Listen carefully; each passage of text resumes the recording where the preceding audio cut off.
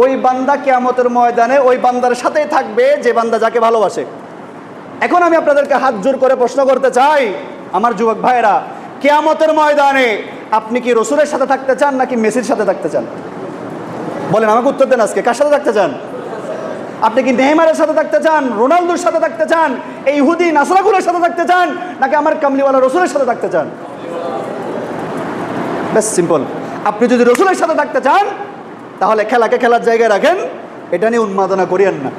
এটা নিয়ে আপনি মেসি নেইমারের ড্রেস গায়ে লাগানো মানে আমি আপনি মেসি নেইমারকে ভালোবাসি, তা আমার রসুল কি বলছেন? আলমারু মা মান আহাব্বা, যে যাকে ভালোবাসে তার সাথে হাসন নসর হবে কিয়ামতের ময়দানে। বলেন মেসি জান্নাতে যাবে? বুকে হাত রেখে বলেন। খেলাধুলা এক বিষয়, মেসি জান্নাতে যাবে, নেইমার জান্নাতে যাবে, রোনালদো জান্নাতে যাবে? জান্নাতে যাওয়ার সত্য হচ্ছে ইমান। যার কাছে ইমান নাই তার সাথে জান্নাতের কোনো সম্পর্ক নাই। আপনি কাকে ভালোবাসতেছেন? আমার রাসূল অন্য হাদিসের মধ্যে বলছেন, মান তাশাব্বাহা বিকওমিন ফাহুয়া মিনহুম, যে যার সাথে সম্পর্ক রাখে, যে যে কওমের সাথে নিজেকে মিল রাখে, সে কওমের অন্তর্ভুক্ত। তার মানে আমি যখন মেসির মতো চুলের কাটিং দিলাম, আপনি বুঝালাম কি আমি মেসিকে ভালোবাসি, নেইমারকে ভালোবাসি, রোনালদোকে ভালোবাসি, সেজন্য আমি আমার চুলের কাটিংটা তার মতো দিয়েছি। আমার নবীর সুন্নতের চুলকে আমি ভালোবাসি, এটাই প্রমাণ।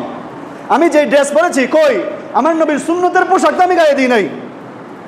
এমন অনেক আমাদের দেশে যুবক ভাইরা আছেন, অরিজিনাল ড্রেস, যে ড্রেসের দাম 10-15 হাজার টাকা, 20,000 টাকা অরিজিনাল ড্রেস কিনে নিয়ে আসে, কিন্তু 500 টাকা দিয়ে একটা পাঞ্জাবি কিনতে পারে না শুক্রবারে জুমা পড়ার জন্য। আপনারা রাগ করিয়েন না।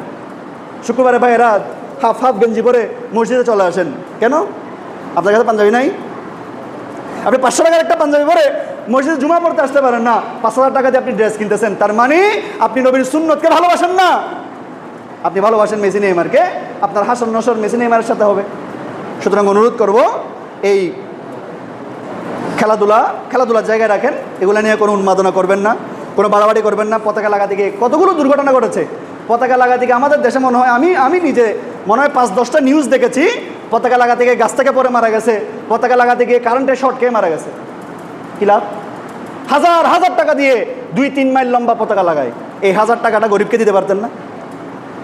প্যারা হাজির, শুধু অনুরোধ করবো আল্লাহ রব্বুল আলামিন আমার যুবক ভাইদেরকে আমার রসুলকে ভালোবাসার তৌফিক দান করুক বলে আমিন।